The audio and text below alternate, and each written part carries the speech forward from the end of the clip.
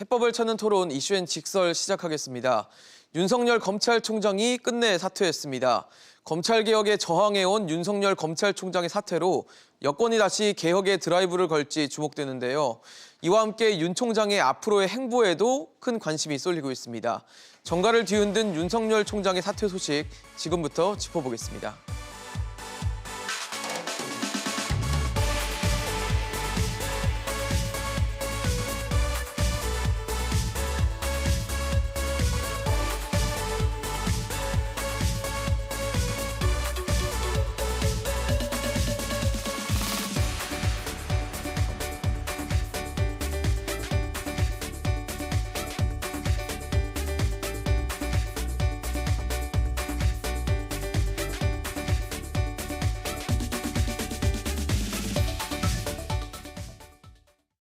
네, 본격적인 토론에 앞서 함께해 주실 세 분 소개하겠습니다.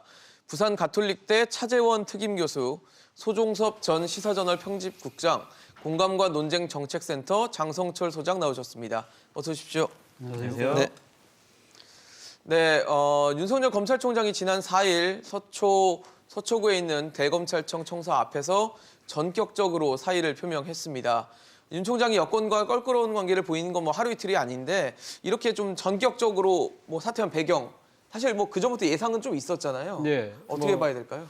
저는 사퇴한 배경을 말씀드리기 전에 먼저 저는 이 사퇴를 제 식으로 하니까 한어로 규정을 해봤습니다. 그러니까 윤석열 버전 사적생이다. 윤석열판 사적생이라는 거죠. 그러니까 사적생 그러니까 검사로서의 삶을 끝내고. 네. 정치인으로서의 삶을 시작한다. 그런 뜻인 것이죠. 그러니까 우리가 기억하시다시피 지난해 10월 달이었죠. 그러니까 국회 국정감사장에서 윤석열 총장은 사실상 정치적인 행보를 하겠다는 공식적인 출사표를 던진 거나 마찬가지였습니다. 기억하시겠지만 당시 이 국감장에 앉자마자 일성으로 한 이야기가 네. 검찰총장은 법무부 장관의 부하가 아니다. 그렇게 포문을 열었고요. 그리고 그 국감 말밑 때 이제 향후 총장 퇴임 이후에 그 지혜를 묻는 질문에는 사회봉사를 이야기하면서 정치를 할 수 있는 이 상당한 이 여운을 네. 남겼잖아요. 그 이후부터 상당히 윤석열 총장의 여러 가지 행보 자체가 상당히 주목되면서 차기 대권 여론조사에서 네. 한때 1위까지 치솟을 정도로 상당한 정치적 무게감이 커졌던 상황이었거든요. 네. 근데 그 이후에 징계 과정을 거치고 징계 과정에서는 윤석열 총장이 상당히 자신의 부당성을 이야기하면서 지금 가처분 신청에서 이겼죠. 이기고 난 뒤부터는 사실상 윤석열 총장은 그 이후로는 거의 뉴스에서 사라져 버렸거든요. 본인 입장에서는 아마 정치적 행보를 생각하고 싶다고 한다면 네. 그 이후에는 이제 지지율 같은 것도 빠지면서 사실 존재감이 없어지는 듯한 모습. 특히 검찰총장으로서 임기가 7월까지 남아 있지만 예. 사실상 할 수 있는 게 별로 없다. 그러니까 이 대검에서의 자신이 손발이라고 하는 수족이 다 잘린 상태고 그리고 다음 달부터는 바로 후임에 대한 하마평이 바로 이제 시작이 될 거예요. 네네. 그렇다고 한다면 본인이 검찰에 남아 있어 봐서 할 일이 없다. 사실 어떻게 보면 좀 난감한 처지였죠. 어떻게 보면 지금 울고 싶은 그런 사정이었는데 이 상황에서 윤석열 총장이 뺨을 때려준 척이 있어요. 그게 여권의 중대범죄수사청이라는 겁니다. 네네. 그러니까 윤석열 총장의 입장에서는 사실 이 검찰의 수사권을 완전히 박탈한다고 지금 이야기되는 이 중수청을 여건이 추진한 부분에 대해서 상당히 나름대로는 어떻게 보면 사퇴할 수 있는 절호의 찬스를 맞이한 거나 마찬가지죠. 그리고 지금 중수청 자체가 만약에 완성되면 본인이 이야기하듯이 법치 파괴 또 헌법정신도 붕괴되는 그리고 그래서 결국은 부패 완판이 된다고 한다는 그런 명분까지 갖고 있다고 한다면 네. 본인 입장에서는 이 시점에서 물러나는 것이 가장 좋은 타이밍 아닐까요? 저는 그래서 결정했다는 생각이 듭니다. 국장님은 어떠세요? 사실 지금 윤 전 총장이라고 해야 되겠죠, 이제는. 임기가 사실 남아 있었어요. 한 4개월 정도 남아 있는 상태였는데 그전에도 계속 끝까지 본분을 다 하겠다라면서 좀 의지를 밝히기도 했었거든요. 근데 이렇게 전격적으로 하게 된 데는 역시 여러 가지 수족이 잘려나간 이런 상황들이 뒷받침이 됐을까요? 최근 상황 관련해서 핵심 키워드는 두 개라고 봐야 되겠죠. 두 개요? 하나는 이제 신현수 전 민정수석 사태입니다. 신현수 민정수석 그리고 박범계 장관 체제가 새롭게 들어서면서 네. 그 전부터 있어왔던 추미애 장관과 윤석열 총장의 갈등이 이제는 새로운 국면으로 들어가는구나. 그리고 문재인 대통령도 그런 부분에서 검찰과 새로운 관계를 좀 정립하려는 하는 의지를 가지고 있구나. 네. 이렇게 이제 평가가 됐었는데 실제 검찰 인사가 이루어지는 과정에서 패싱 논란이 나올 정도로 신현수 수석의 역할이라는 것이 네. 별 굉장히 의미가 없다. 위축되고 그렇죠. 줄어들었죠. 그런 부분들을 이제 윤석열 총장이 보면서 상당히 이제 좌절을 하게 된 거고 결정적인 건 역시 이제 차 교수께서도 말씀하신 대로 중수청 설치 추진이죠. 이렇게 돼서 중수청 설치되는 쪽으로 가게 된다라는 얘기는 윤 총장 입장에서는 이게 내가 여기 지금 총장에 있기 때문에 네네. 결국은 내가 몸담고 있는 이 검찰 조직 전체의 힘을 완전히 빼는 쪽으로 지금 여건이 가고 있구나. 그럼 내가 비켜준다면 그래도 어느 정도 좀 합리적인 결론이 나오지 않겠는가 하는 그런 생각에서 이제 본인이 물러나야 되겠다라는 결정적인 결심을 굳히게 된 것은 저는 중수청 설치와 중수청. 관련된 여건에 그 굉장히 빠르게 갔지 않습니까? 네, 이 부분에 그렇죠. 대한 움직임이고 그것은 원론적으로 윤 총장 입장에서 봐서도 이건 옳지 않다. 중수청이 설치되고 검찰의 힘을 수사 기소가 완전 분리한다라는 것은 네. 중대범죄라든지 이런 부분 관련해서 상당히 우리 사회의 그 부패 방지 역량을 후퇴시키는 거다라는 어떤 본인의 소신까지도 같이 작용을 하면서 그렇다면은 시간을 4월 7일 재보궐선거 이후까지 가게 된다면 그때는 본인이 물러나고 싶어도 물러날 수 있는 명분이나 시간이 별로 없는 거예요. 그렇기 때문에 지금이 아마 거의 마지막 시기다라고 생각을 좀 했던 것 같고 그러면 그렇기 때문에 이제 인터뷰를 했다라는 것은 사실상 뭐 사퇴를 결심을 하고 그 언론 인터뷰 내용도 굉장히 네. 셌지 않습니까? 그렇죠. 그러니까 그때부터 인터뷰하고 대구 고검 방문하고 사퇴하고 굉장히 발빠르게 본인의 빠르게 행보를 움직인 가져가고 거다. 그렇다면 뭐 장 소장님은 어떻게 좀 보십니까? 그 사퇴를 왜 했냐면요. 네네. 정치하려고 사퇴한 거라고 보여져요. 정치하려고. 네. 그러니까 서울시장 선거에 영향을 끼쳐서 그것을 지렛대 삼아서 본인은 대권 후보로 가겠다라는 결심이 선 것입니다. 그게 첫 번째 이유 같고요. 두 번째 이유는 본인의 말을 믿어줘야 될 것 같습니다. 지금 이 나라가 정의와 상식이 무너지고 있다. 근데 내가 검찰총장으로서 할 수 있는 일은 없다. 네. 나는 국민을 보호하고 싶은데 내가 할 수 있는 일을 할 수가 없으니 나는 검찰총장을 그만두고 정치를 함으로써 헌법 수호를 하고 국민을 보호하겠다라고 하는 의지의 표현이다라고 말씀드리고 싶네요. 정치를 하기 위한 뭐 행보였다라고 해석을 해주셨는데 사실 윤석열 총장이 사의를 표명한 지 1시간 만에 청와대에서는 이제 문재인 대통령이 사의를 수용을 했습니다. 1시간이라는 시간이 사실 굉장히 짧은 시간일 수 있고 그동안 뭐 사의를 표명한 인사들에 대해서 뭐 반려하기도 하고 했던 문재인 대통령이었기 때문에 이 1시간이라는 시간 자체가 청와대에서 기다리고 있었던 건 아니냐라는 해석도 있거든요. 예, 뭐 저는 뭐 기다리고 있었을 가능성이 크다는 생각이 듭니다. 사실 그 지난주에 있었던 일을 약간 반추해 보면 윤석열 총장이 그러니까 지금 특정 언론사와 인터뷰한 것이 보도된 게 화요일 날 아침 조간신문이었어요. 예. 그 인터뷰에서는 상당한 작심 발언을 했죠. 그러니까 중수청 문제뿐만 아니라 전반적인 검찰 개혁에 대한 약간의 그러니까 현 정권에 대해 이 정책에 대해서 강한 이 반발의 불만과, 톤을 높였고요. 네. 그리고 또 그 다음날 또 하나의 언론사와 또 추가 인터뷰를 합니다. 그리고 또 그 다음날은 또 한 그 신문에 이 일면 톱으로 뭐가 나오냐면 오늘 물러난다 하더라. 이거가 나오고 바로 그날 오후에 이 지금 대검찰청 앞에서. 대검찰청에서 네. 늦게 출근하면서 네. 이게 던졌거든요. 그렇다고 한다면 청와대 입장에서는 물러난다는 그 수순이 다 보이고 빤하게 보이잖아요.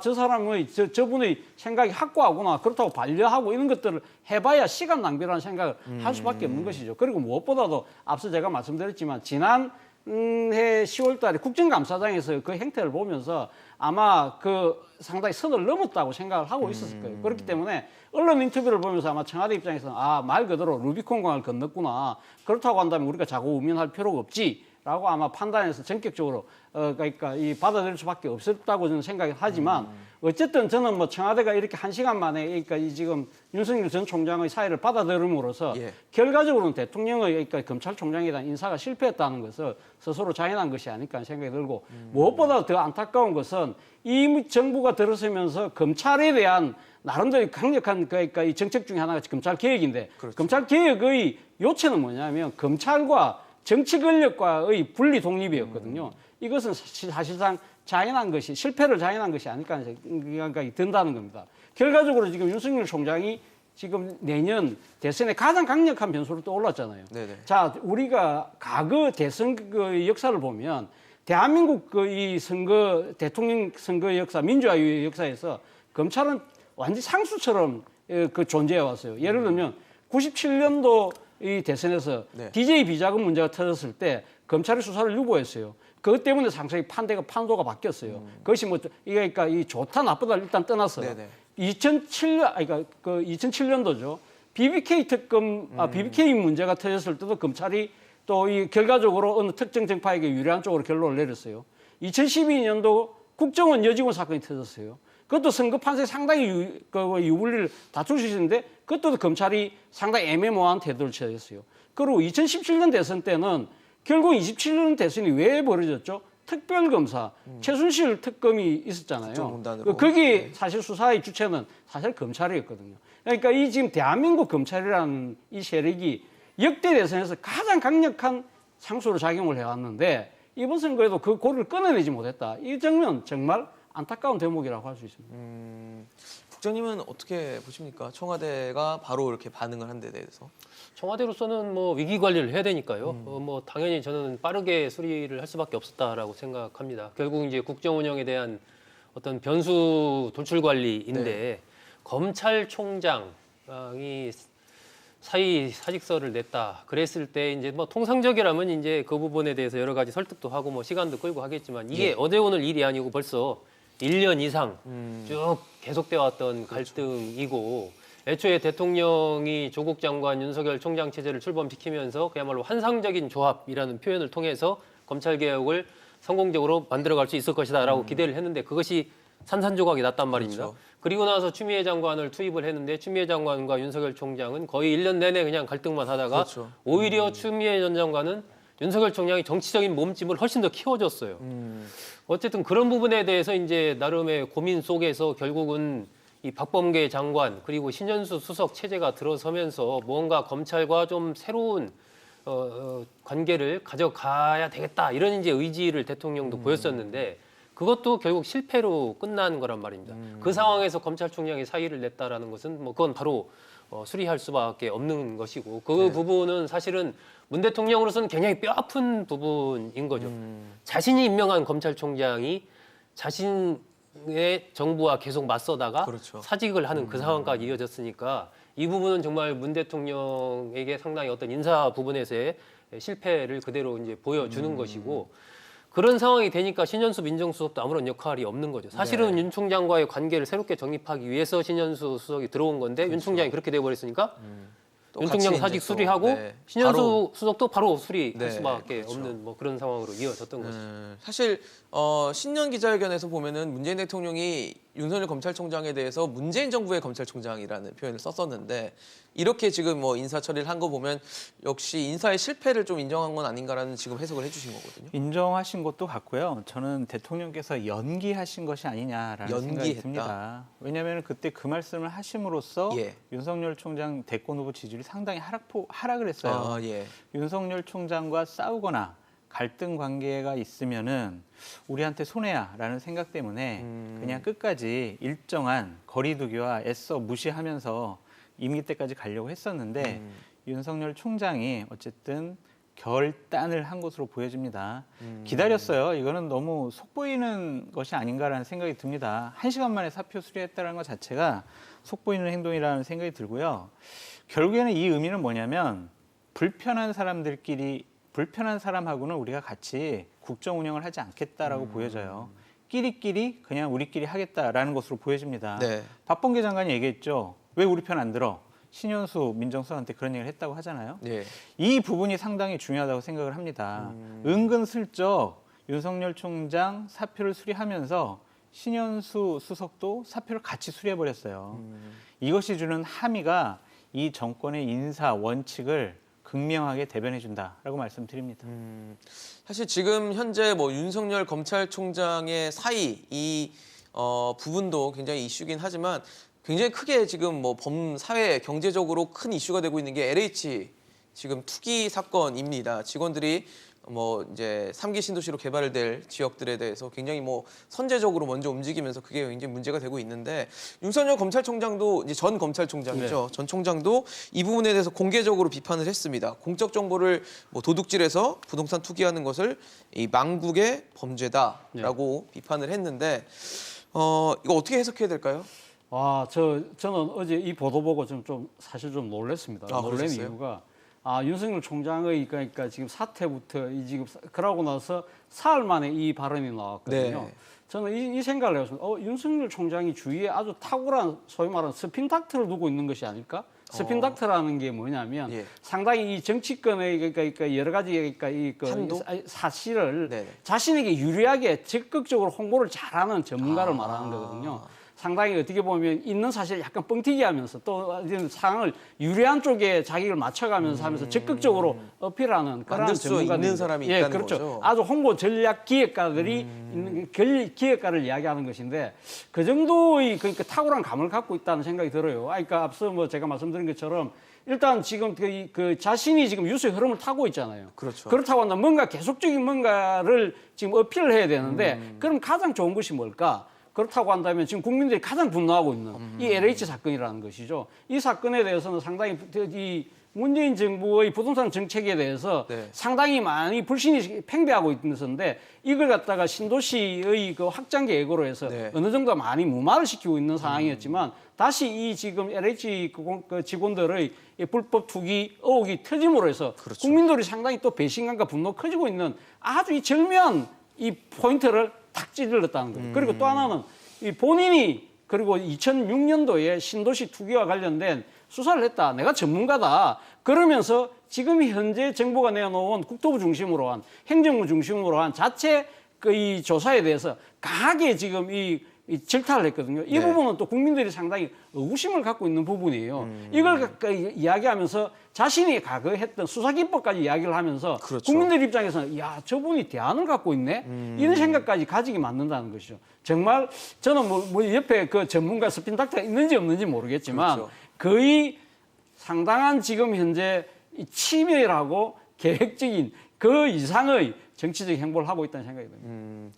사실 지금 이 부분에 대해서 국민적인 공분이 정말 심하게 올라온 상태인데 이 부분에 대해서 조사를 이제 총리실이 주도를 하고 국토부랑 뭐 다른 정부 합동으로 조사를 하겠다고 하니까 윤석열 검찰총장은 이제 LH 직원을 전수조사할 게 아니라 그 문제가 되는 땅, 돈 되는 땅을 따라가서 자본, 뭐 매입 자금이나 이런 자금을 흐름을 따라가야 된다라는 식으로 좀 다른 식의 조사 기법을 또 자신만의 뭔가 비율을 보여줬거든요. 이게 사실은 뭐 윤석열 검찰총장의 사태 이상으로 굉장히 파장이 큰 사건입니다. 이게. 맞습니다. 예.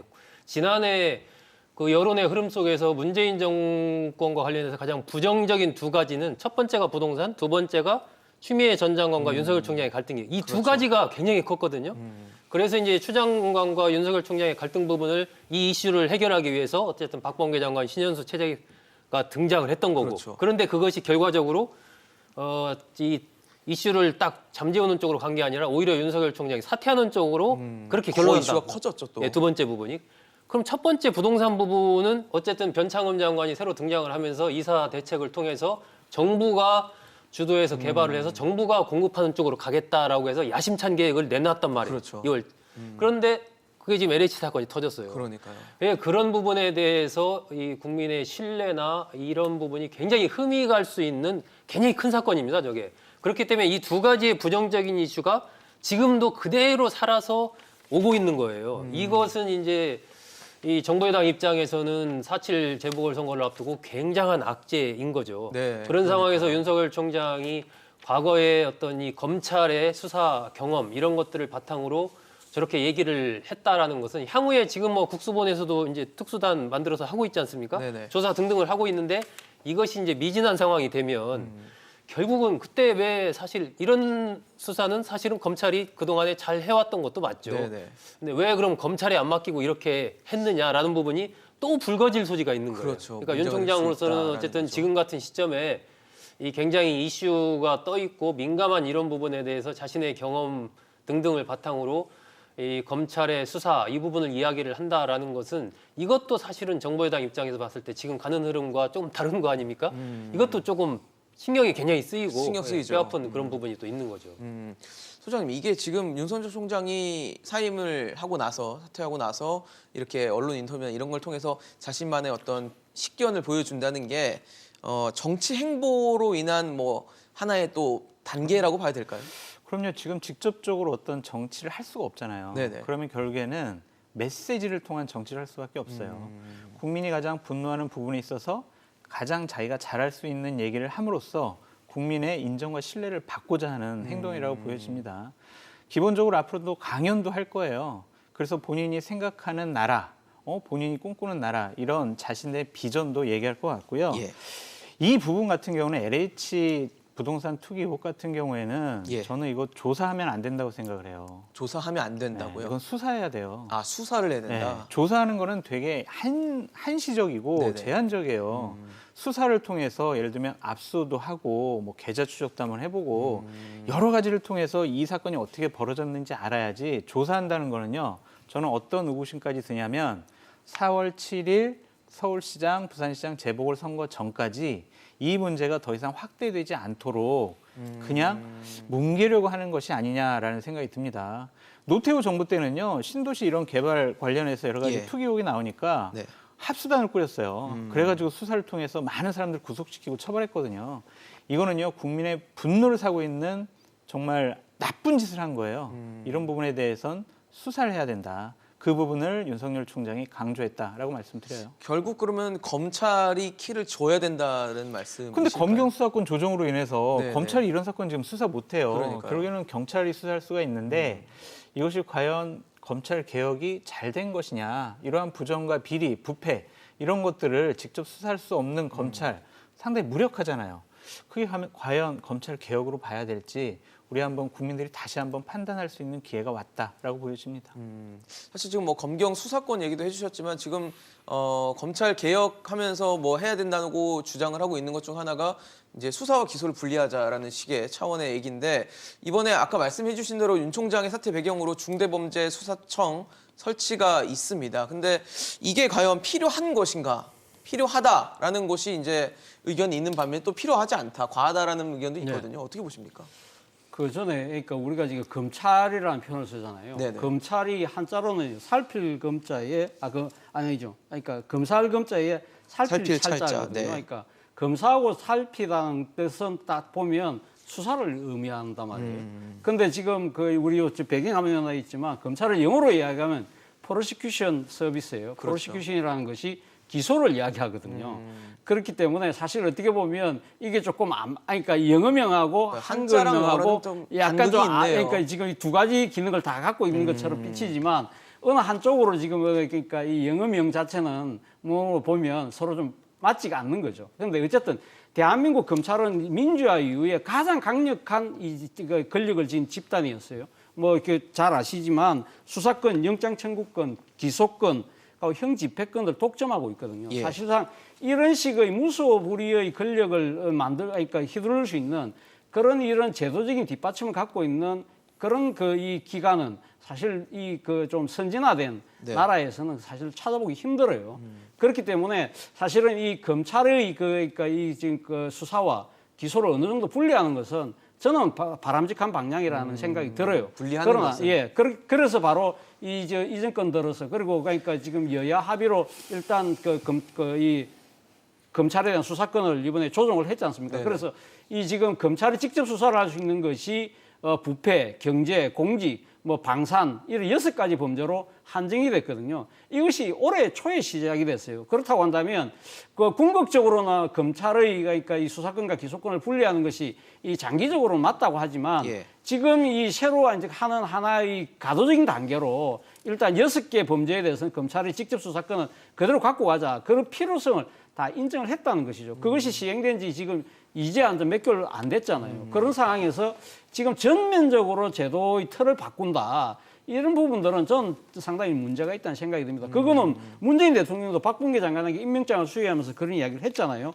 이 지금 이 시행된 수사권 개혁이 안착이 필요하다. 그리고 또 하나는 범죄 대응 능력 그리고 반부패 수사 능력이 후퇴돼서는 안 된다. 그런 우려를 이야기했거든요. 그렇다고 한다면 저는 뭐 3월달 발의해서 6월달 내에 처리하겠다. 는 식의 여권 내의 강경파의 목소리 자체는 전 상당히 문제가 있다는 생각이 들고요. 그리고 왜 그러면 이 시점에서 이 이야기를 했을까? 그거는 말 그대로 지난번 윤석열 총장에 대한 징계가 무산되면서 상당히 여권 내의 강경 목소리가 윤석열 총장을 저렇게 둬서는 안 되겠다. 그렇기 때문에 상당히 윤석열 총장을 쫓아내는 걸 넘어서 이제는 검찰의 수사권을 완전히 박탈하자는 쪽으로 만약에 진행됐다고 한다면 이건 어떻게 보면 상당한 정치적인 의도가 녹여 들어가서 국가의 상당히 이 형사사법 체계의 건강을 흔들 경우에는 그 폐해가 결국은 국민에게 올 수 있다. 그런 측면에서 봤을 때 저는 상당히 조금은 좀 이 긴 안목에서 네네. 이 문제를 논의해야 될 것이 아닐까 하는 생각이 듭니다.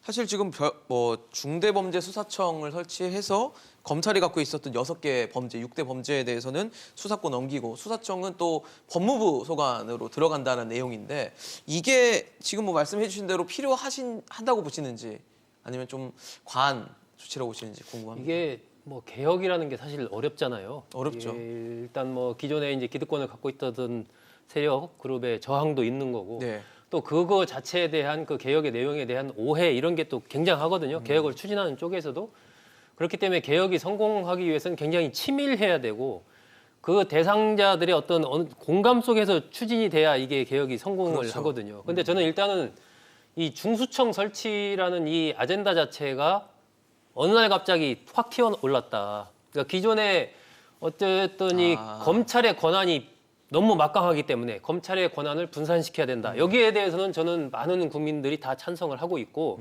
그런 맥락에서 어쨌든 검경 수사권 조정이 분리, 이루어졌고 네, 조정. 그래서 6대 범죄는 검찰이 하고 나머지 부분에 대해서는 경찰이 하고 그래서 경찰에서도 국가수사본부가 지금 출범을 했지 않습니까? 이런 상황에서 또 공수처까지도 지금 이제 다 법안 통과가 돼서 장까지 임명이 된 상황이란 그렇죠. 말이에요. 검찰 있고 경찰 있고 국가수사본부 있고 공수처 있고 거기다가 또 이제 중수청이라는 게 새롭게 대두가 되는데 저는 이 국가의 어떤 시스템을 새롭게 디자인하고 바꿔가는 부분에서 이 너무 지금 빠르게 진행이 되고 있다. 속도가 너무 빠르다. 예, 이 중수청 논의 같은 경우도 이게 그 충분하게 어쨌든 논의가 되면서 정말 이것이 필요한 것인지 이런 다양한 각도에서 살펴보고 네네. 그런 속에서 어떤 변화가 이루어져야지 지금 검경 수사권 조정 통해서 그게 된 지 뭐 얼마 되지도 않지 않습니까? 그런데 또다시 중수청 얘기가 나온다는 것은 상당히 이건 뭐지? 한마디로 이런 생각을 좀 하게 하는 거고 그런 맥락이다 보니까 이것이 이제 순수하게 어떤 진짜 이 개혁이라는 차원보다는 예, 예. 아까 차 교수께서도 말씀하신 대로 여러 가지 검찰과의 갈등 속에서 검찰의 힘 자체를 완전히 무력화하기 위한 그런 수단으로 이게 등장한 것이 아니냐는 의구심이 많단 말이에요. 네네. 그래서 저는 어쨌든 이 중수청 부분에 대해서는 굉장히 신중해야 된다라고 좀 생각을 하고요. 네. 이 권력 차원에서 이 검찰과 관련된 아젠다가 이렇게 오랫동안 이게 이렇게 나올 이런 사안인가. 사실은 우리 사회가 중요한 게 얼마나 많습니까, 지금. 인구 감소 문제도 그렇고 양극화 문제도 그렇고 해결해야 될 과제들이 쌓여 있거든요. 근데 그냥 검찰 개혁만 법무부 검찰 갈등 뭐 이런 예, 걸로 전부 다 계속, 그걸로만 네. 거의 뭐 1년, 2년 이렇게 가니까 네, 이것이 네. 과연 국가적으로 바람직하냐. 그런 측면에서도 이 중수청 이 논의가 자꾸 나오는 것은 저는 바람직스럽지 않다. 일단은 검경 수사권 조정이 이루어졌기 때문에 그에 따라서 좀 운용을 해보고 그리고 나서 문제가 생긴다면 그 단계에서 다시 또 논의를 해도 늦지 않다. 이렇게 생각합니다. 사실 뭐 민변이나 이런 곳에서는 반대하시는 분도 많아요. 총량 자체, 그러니까 수사력의 총량이 권력기관의 힘이 더 커지는 것이다. 뭐 이렇게 비판하는 것도 있고 한데. 여권에서 이제 안 해요. 이제 동력이 떨어졌어요. 왜냐? 저것은요 윤석열 총장 압박용이었어요. 윤석열 총장을 압박을 해서 정권을 향한 수사를 못하도록 하는 것이 네네. 중대범죄수사청 입법 발의 논의의 시작이었습니다. 근데 윤석열 총장 나갔잖아요. 네네. 이걸 왜 하겠습니까? 안 할 거예요. 내부 분위기도 미안, 우리가 논의해봤는데 이거는 좀 속도 조절해야 될 것 같아. 이런 분위기랍니다. 안 할 것 같아요. 이것은요 정말 나쁜 선례를 남겼어요. 뭐냐면 예. 검찰 개혁이라는 미명하에 네. 검찰을 장악하고 무력화하는 시도가 어떠한 특정한 계획이 아니라 신념과 고집에 의해서 진행되는 것이 아니냐라는 의구심을 받을 수가 있는 결정적인 좀 포인트라고 보여집니다.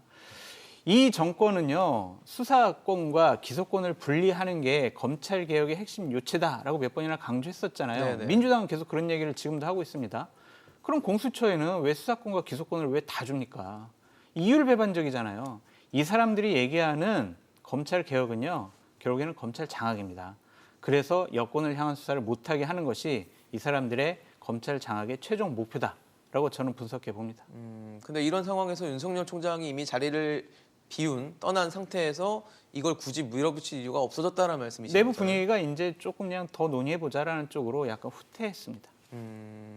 그럼 이게 속도를 조절하는 식이 될까요? 아니면 뭐 그냥 없어지는 흐지부지 되는 식이 될까요? 이제는 이거를 동력을 다시 찾기가 어려워요. 대통령께서도 검경 수사권 조정, 이 검찰 개혁한 거를 우리가 네. 좀 어떤 효과가 있는지 살펴보자라고 말씀을 하셨다고 했잖아요. 네네. 물론 나중에 부인을 했지만 예. 이러한 분위기를 계속 좀 더 볼 것 같다라는 생각이 듭니다. 윤석열 전 총장의 이 사의 표명하는 과정을 좀 보면 사의를 표명한 거는 이제 오후였고요. 그날 오전에 휴가를 썼습니다. 그래서 뭐 생각하는 시간을 가졌을 텐데 전날 보면 대구를 갔어요. 네. 이건 어떻게 해석해야 될까요? 예, 앞서도 제가 말씀드렸습니다만 이 지금 1년의 윤석열 전 총장의 행보를 보면 정말 진짜 그 선거 홍보 네. 이런 이 전문가가 있는 것 같아요. 누가 있다? 아니면 본인이 진짜 탁월한 그런 정치적 감을 갖고 계신지 모르겠는데 네네. 말 그대로 이제 거의 스핀 닥터급의 그런 이 여러 가지 기획과 전문가가. 행보를 보이고 있다는 거죠. 그러니까 사실은 이 대구라는 것이 본인이 이야기했지만 본인이 검사 초임지라고 그래요. 얘기가 초임지였고 아, 그리고 초임지. 또 이 지금 최순실 특검으로 인해서 다시 이 중앙으로 백할 때 다시 돌아올 때 마지막 임지가 대구 고검의 검사였어요.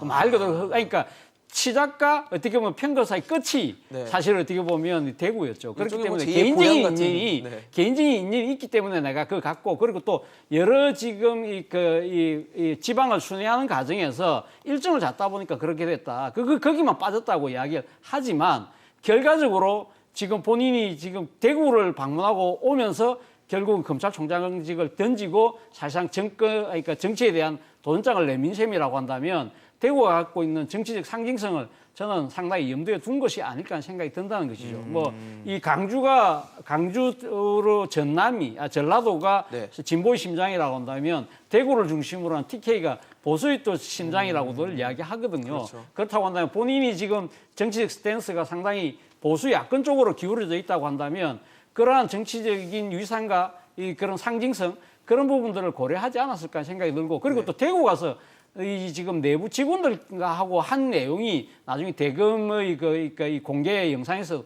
나오는데 거기 보면 그런 이야기도 해요. 인사권자 눈치 보지 말고 적극적으로 수사하라고 이렇게 이 직원들 검사들에게- 독려하거든요. 네. 근데 인사권자가 누굽니까? 대통령 아닙니까? 그렇죠. 그러니까 이 권력의 핵심에 대한 네. 그러니까 아주 직경자도 쏠 정도로 메시지도 상당히 나름대로 잘 준비해 갔다. 그런 걸 본다고 한다면 대구라는 그 대구 행보 자체가 상당히 아마 이 본인 입장에서는 다음날 그러니까 정치 도전을 위한 하나의 도약대로 삼은 것이 아닐까 생각이 듭니다. 대구를 갔다는 걸 이렇게 좀 해석을 해주셨는데 어떻게 보세요, 국장님?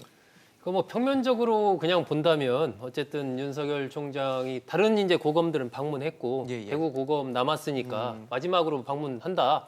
뭐 그런 의미를 받아라고 표면적인 평면적으로 이유였죠. 예, 네. 봤을 때는 그렇게 얘기할 수가 있고 뭐 또 윤 총장과 이런저런 인연도 있지 않습니까? 네. 초임지기도 하고 특수부장도 했고 또 나중에 좌천됐을 때 거기서 고검 검사로도 있었고 있어요. 근데 가기 전에 그 전날 언론 인터뷰가 나왔지 않습니까? 그렇죠. 그러니까 언론 인터뷰를 한다라는 얘기는 그리고 그 언론 인터뷰에서 쏟아놓은 내용 자체가 굉장히 강한 톤으로 이 중수청 설치 이 부분에 대한 추진하는 걸 비판하고 헌법 정신의 훼손 이런 것을 얘기를 했단 말입니다. 이미 인터뷰에서 인터뷰를 한다는 자체는 이미 어느 정도 이제 내가 물러나야 되겠구나라고 작심을 하고 한 거기 때문에 네. 그 이후에 이루어진 대구 고검 지검의 방문도 사실은 그런 맥락에서 본다면 그래 마지막으로 안 남은 곳이니까 가보자 그런 것도 있지만 또 뭐 겸사겸사해서 대구라는 지역 자체가 갖고 있는 그런 상징성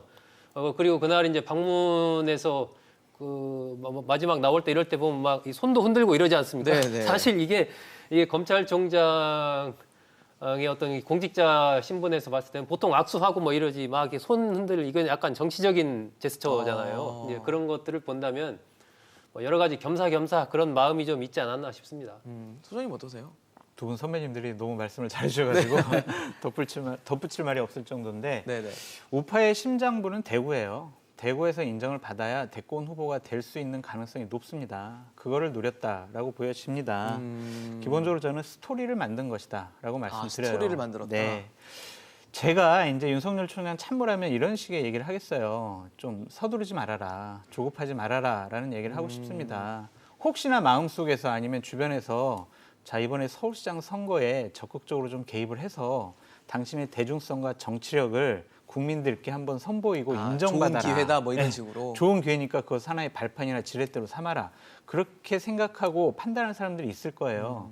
그것은요 인위적으로 만들어서 그렇게 될 수가 없어요. 이거는 자연스럽게 흘러가게 두어라라고 말씀드리고 싶습니다. 윤석열 총장 한평생을 검사로 살아왔죠. 갑자기 정치하겠다고 그러면은요 탈나요.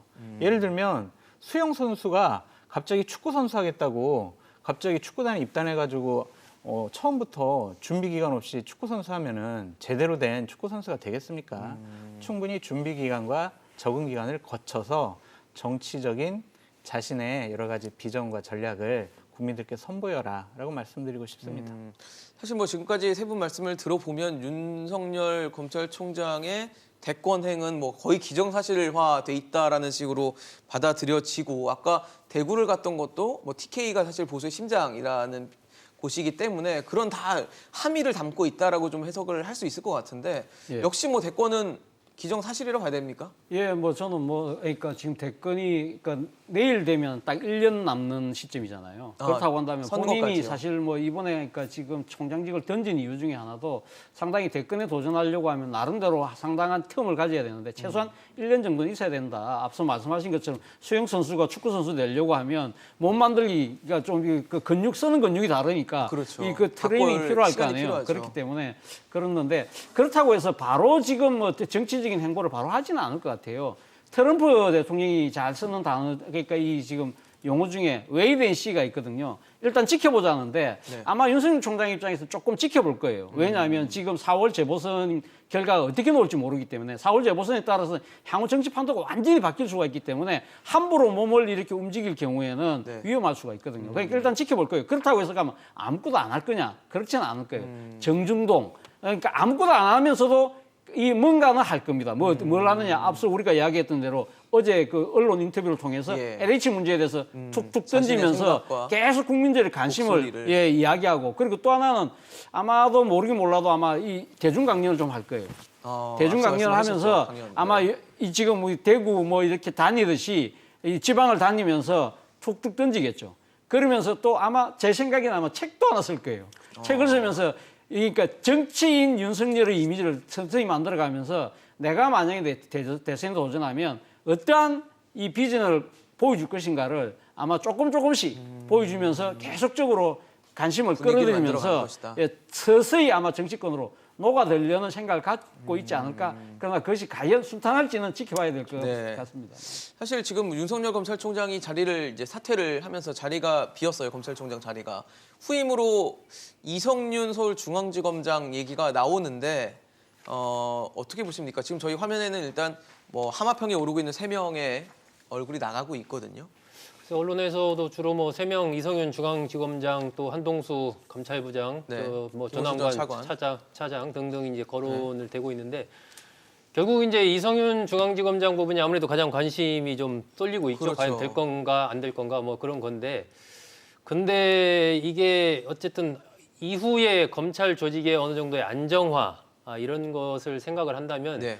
이성윤 중앙지검장을 검찰총장으로 임명하는 부분에는 또 리스크가 있어요. 그러니까 어떤 권력과의 관계 속에서 그동안 이성윤 중앙지검장이 가장 관계가 좋다 뭐 이렇게 알려져 있지만 여러 가지 지금 사건과 관련된 피의자 연루가 신분인 돼 있죠. 그런 네. 부분도 있고 또 내부 이제 검사들로부터 어떤 이제 또 조직의 리더로서 신망을 얻고 있느냐 이런 부분 관련해서 다양한 얘기들이 나오고 있고 그렇기 그러니까요. 때문에 자칫하면은 너무 그냥 내 사람을 검찰총장 한다 해가지고 했을 경우에 뒤에 여러 가지 일선 검사들이나 이런 데에서 후폭풍이 닥치게 되면 그때는 역풍이 올 수도 정말 있다는 거군요. 예, 그렇게 되면 수습이 상당히 더 어렵거든요. 그렇기 때문에 지금 상황에서는 내부적인 어느 정도 조직을 좀 안정할 수 있는 그러한 인물, 어느 정도 좀 중간자적인 인물, 이렇게 가져가는 것이 권력 입장에서도 그리고 이 조직관리 입장에서도 좀 낫지 않나 네. 이런 생각이 좀 듭니다. 그렇기 때문에 이성윤 중앙지검장이 검찰총장이 되기는 조금 너무 부담이 좀 있을 것 같다. 저는 그렇게 생각합니다. 소장님 저는 어떠세요? 이제 소국장님 생각과는 좀 다른데 다르세요? 네. 제1 원칙이 내 편이냐 아니냐 그거로 판단할 것 같습니다. 기본적으로 윤석열 같은 사람 시키면 안 되겠다라고 생각을 할 것 같아요. 아무리 수사를 잘하고 지난 신망이 시간을 있고, 봤을 때. 예. 그렇다면은 결국엔 지금 하마평 오른 분 중에서 우리 편 할 사람 배반하지 않고 끝까지 우리 편 들어줄 사람을 제일 원칙으로 할 것 같고요. 결국에는 정권을 향한 수사를 이 정권 사람들이 자주 표현하는 얘기 중에 하나가 냄새라는 표현이잖아요. 냄새 안 나게 적당히 잘 뭉개서 다음 내년 대선 때까지 좀 별일 없이 갈 수 있도록 그렇게 좀 뭉갤 수 있는 사람을 선택을 할 것 같아요. 최재형 감사원장, 자기네들은 감사원, 와 이분 정말 잘할 분이다, 존경하는 분이다 라고 얘기했지만 이분도 정권을 향해서 되게 부담스러운 분이고 윤석열 총장 그렇고요. 신현수 민정수석 다 그렇습니다.